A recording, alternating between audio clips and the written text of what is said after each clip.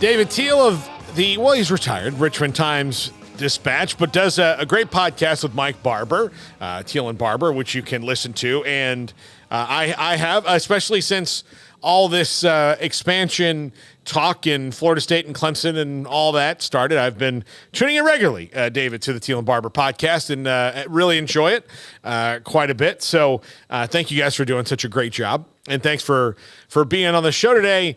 You have covered this league for a very long time, and they're in a very strange position when it comes to adding these schools. And I think across the fan bases, it's been met with okay, fine. Nobody's like knocking down the door like they were here in Big 12 country, excited about the expansion. But was this something the ACC as a league absolutely had to do because of the unsure nature of college football's future and their future in it? Paul, inertia did not feel like a very good option for the ACC. And Jim Phillips alluded to it this afternoon in a media call where he basically said, if you don't do something, you are falling behind. And he looked at the landscape. The Big Ten will have 18, the Big 12, and the SEC will have 16 each. The ACC was sitting there at 15, not that far behind, but only 14 for football. And among those 14, there are some unhappy campers. And in the mind of a majority of the presidents in the ACC and in Jim Phillips' mind, the additions of Cal, Stanford, and SMU not only drive a little bit of revenue, not enough to get close to the SEC or the Big Ten, but it also provides some stability. So is this a move where they can tell anybody who would potentially want to leave and figure out a way out of the grant of rights in the next few years, like, do whatever you're going to do? We've protected ourselves to the point where we absolutely need to.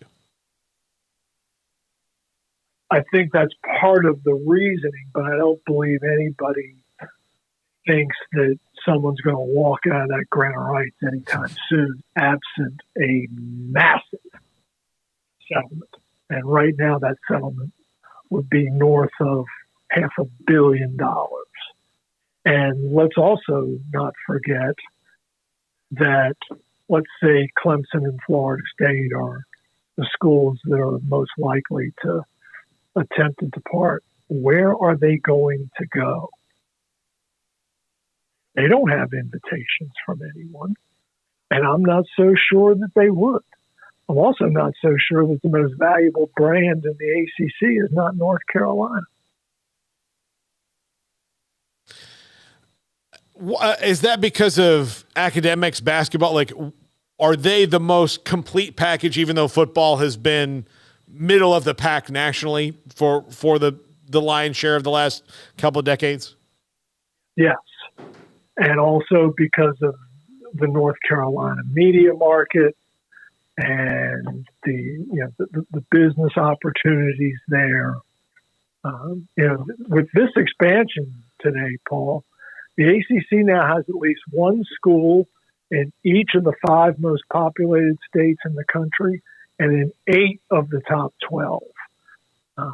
That's pretty good footprint to have. No one's mentioned that at all. It's the discussion has been about, man, this travel is going to be a bear for everybody, which is true, but I guess they have the potential to everybody meets in Dallas now that could work out. I'm sure that's still going to get a little bit tiresome, but it's still better than, Miami flying to Stanford and Stanford flying to Miami a bunch of times a year and all that. You've covered the schools in the state of Virginia for a long time.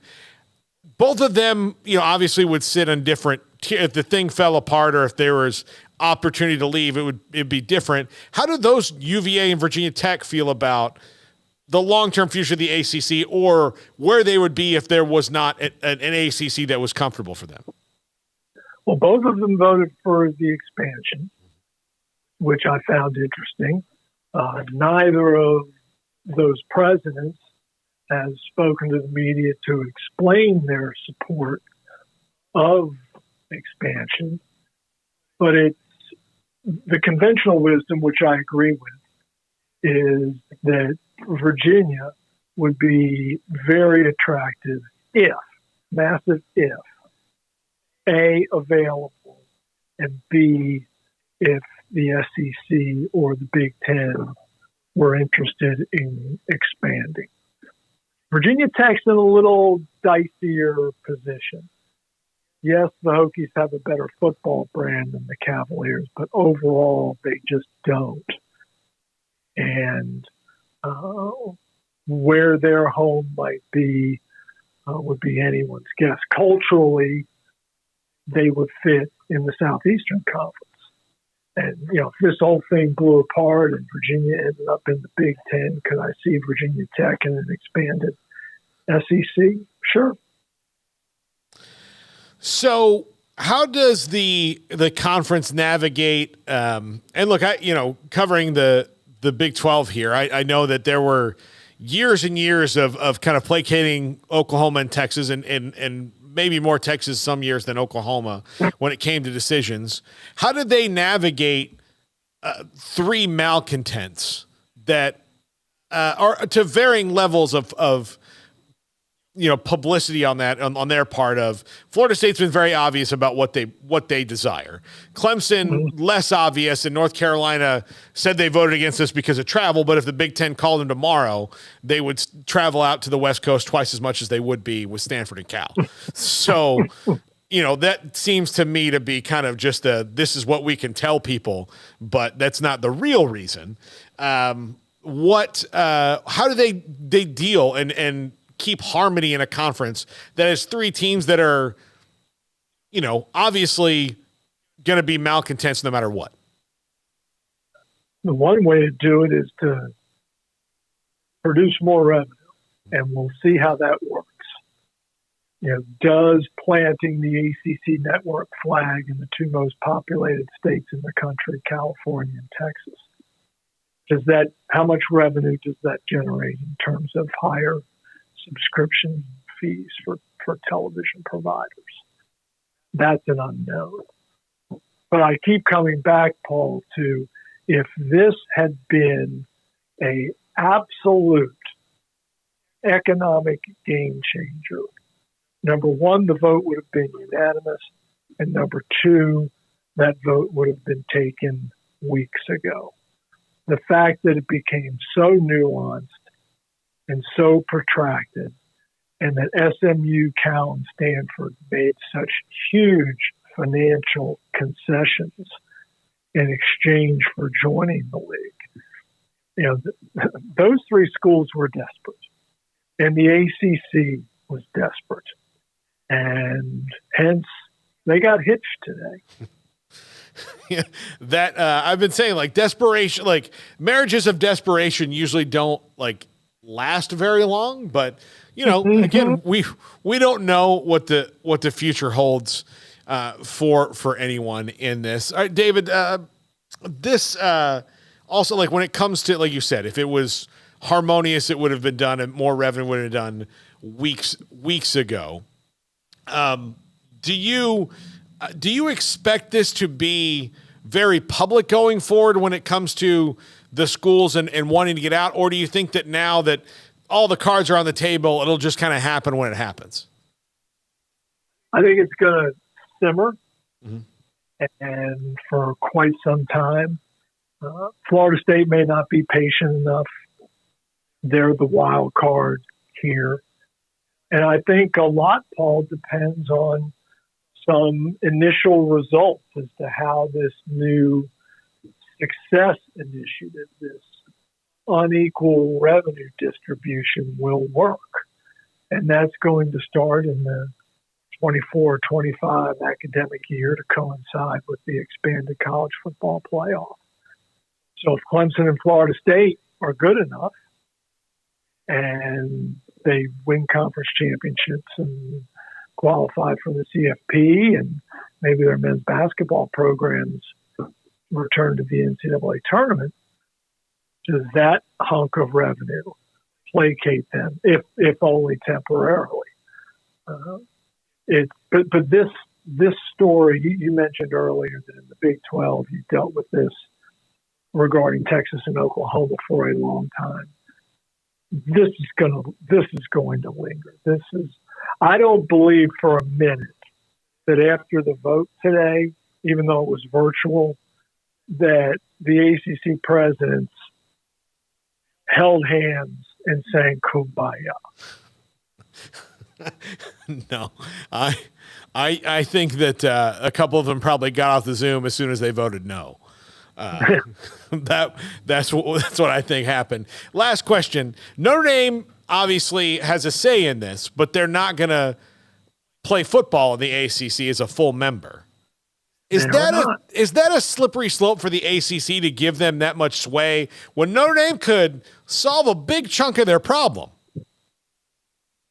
Notre Dame could solve a huge chunk of this.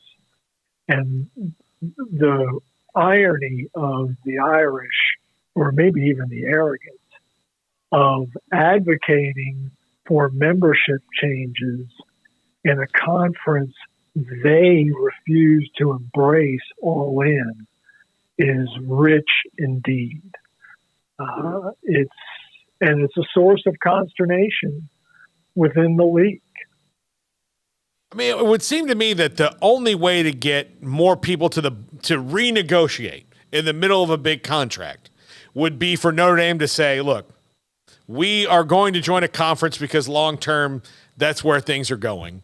We are going to join the ACC because we don't want to join the Big Ten because we would like, of course, if they join the ACC, they have way more control over the other schools than they would in the Big Ten, obviously. We're going to do that because that's the closest we can get to what we had before. ESPN, NBC, let's get at the bargaining table and let's get everybody some money. That's the way to save this thing, but Notre Dame has no interest in that. The only way, Paul, that Notre Dame joins a conference for football is A, if they believe their access to the college football playoff is compromised, and B, they don't get a sweet deal from NBC. I don't see either of those two things being a problem for them. If it's not a problem, then if it's not a problem for Notre Dame, then Notre Dame will continue to be a big problem for the ACC.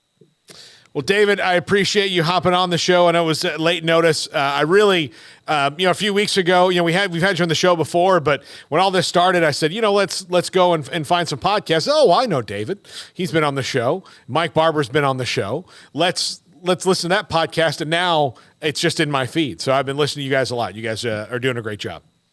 Well, thank you. I appreciate that, Paul. Yes. Teel and Barber podcast available where you get podcasts. If you're a college football fan and want to know about the ACC, they're plugged in and they know what's going on. David, thanks so much for hopping on the show today. You bet. Have a great weekend. All right. Yes. David Teel, Richmond